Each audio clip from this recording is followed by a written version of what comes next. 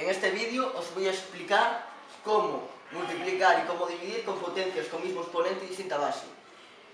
En este caso, 4 elevado a 2 por 2 elevado a 2 nos daría 8 elevado a 2.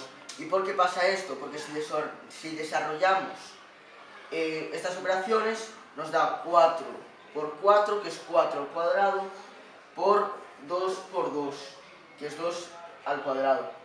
Luego, gracias a la propiedad conmutativa, podemos estas operaciones ponerlas de una distinta manera que nos va a explicar por qué da este resultado, que es 4 por 2 por 4 por 2.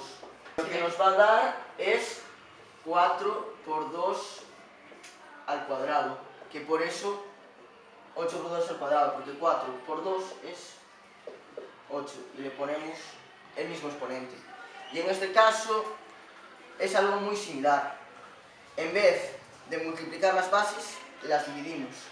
Pero como una fracción es lo mismo que una división, pues lo vamos a poner en fracción para explicarlo mejor. El resultado nos daría 2 al cuadrado, porque 4 entre 2 es 2, dejamos los mismos exponentes, daría así. Y luego desarrollamos estas operaciones que da 4 por 4 partido de 2 por 2, porque 4 al cuadrado es 4 por 4, entre 2 por 2, que es 2 al cuadrado. Y esto lo podemos separar en dos fracciones.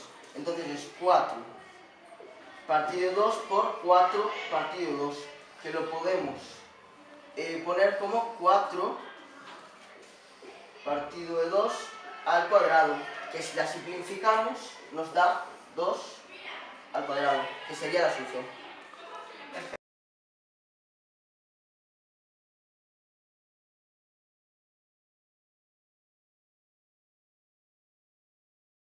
A hacer estas... Corta, por favor. Desarrollo.